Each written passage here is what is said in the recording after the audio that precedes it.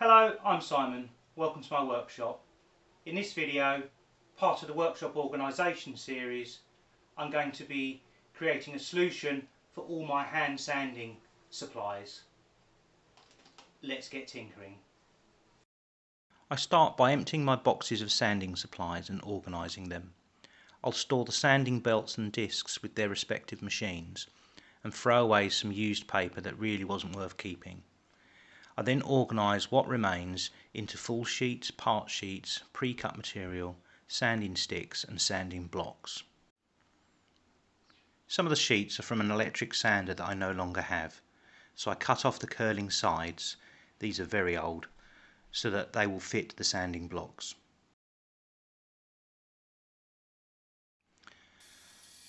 I find some old adhesive strips. They are no longer sticky, but can still be used if I glue them to sanding sticks, so I make up a few on the bandsaw from old scraps.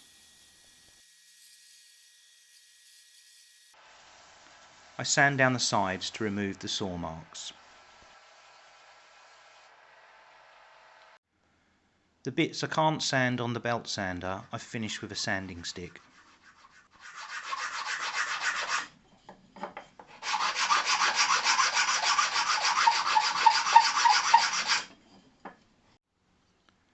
I'm going to glue the sandpaper strips to the sticks using impact adhesive. This is a water-based one by EvoStick and works really well. Once the impact adhesive is dry, I stick the paper to the sticks. This sandpaper is very old, so it's a bit curly at the edges, so I clamp them in the wood vise for a few minutes to ensure they are flat.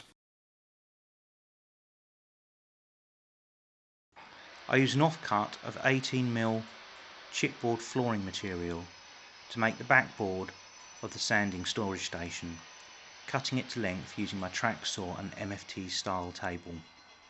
I'm making this up as I go along really, but I'm sort of thinking there'll be 3 pockets at the front here for cut stuff, odd shaped stuff, and then full sheets. So they will project out of this backboard. I'll then have a couple of nails to hold the sanding sticks and then a shelf here. So this board at the moment is a little bit too tall. I'm going to cut it about here, and then I might even use this piece to make the shelf. And then all I've got left to do then would be to actually build this pocket thing. Not quite sure what I'm going to build that out of yet. If I build it out of 18mm chipboard or MDF or ply, then there's not going to be a lot of room for these sticks, so I might try and make it out something a bit thinner, but I'll have to have a look to see what I've got. So I cut the backboard down to size again using the MFT style table and track saw. I used the offcut to make the shelf, but it is a bit too wide, so I also cut this down to size. Note the use of the speed square under the track to help ensure a square cut. Without the speed square, it would be very difficult to do this on the track saw. I put a round over on the front of the shelf using my homemade router table and accessories. At the bandsaw I round off the edges of the top corners of the backboard, just because I thought it would look nice. Another design I've been playing with is to put the paper here and have a larger space here for the sticks. I think I prefer this. It also means I don't have to have this completely centralised, so there's less marking out to do. So I might go with this option because I think it just looks a bit nicer not being evenly spaced and symmetrical. I don't know. Let me know in the comments what you think. I found some 6mm, that's 1/4 inch low grade plywood, which I draw out a design on and cut out using the bandsaw. I make a second using the first as a template. Then using 1/4 inch MDF I make the fronts of the pockets.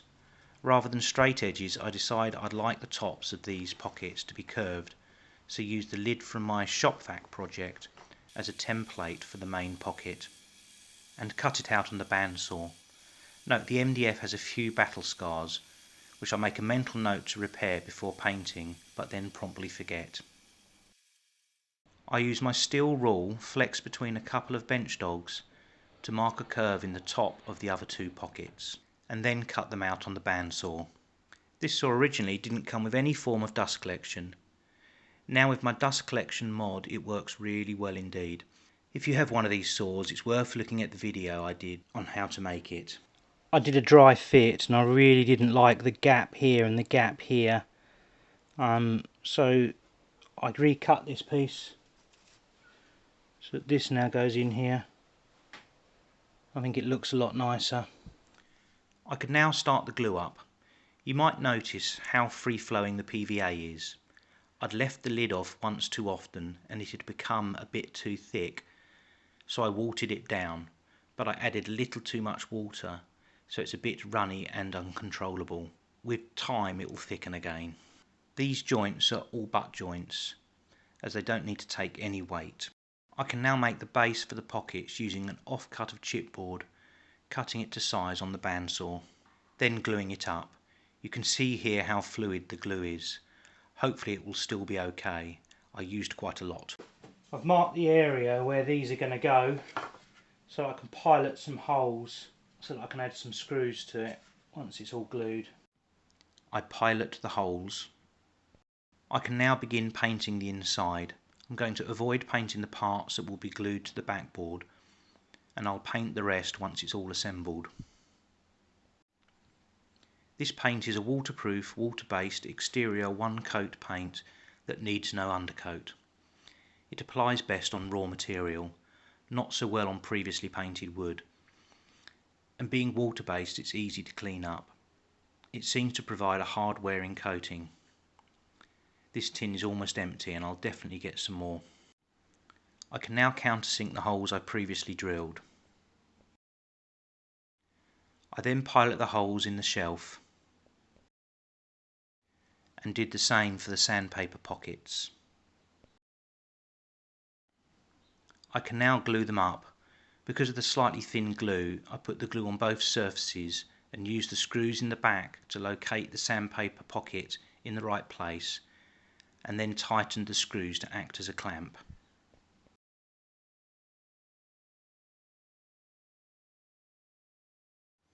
I did the same for the shelf. Now it's all glued up, I can finish the painting.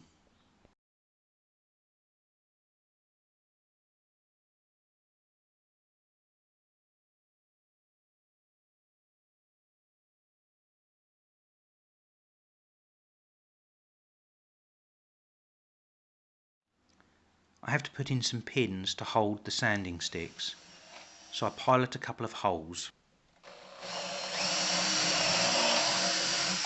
The pins will be screws, but these are a little too long, so I shorten them first.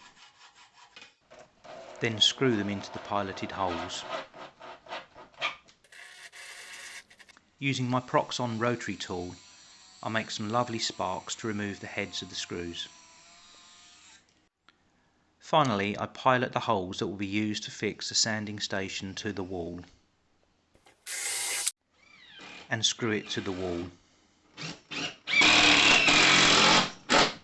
I've finally got all of my sanding supplies off of the horizontal surfaces and onto the wall, making my workshop a little bit more organised. Would you have done the same, or build something different? Let me know in the comments. Well, I'm really pleased how this turned out. What do you think? Let me know in the comments. If you've enjoyed this video, then please leave a thumbs up. And if you haven't already, then please subscribe. And I'll see you in my next video. Thanks for watching.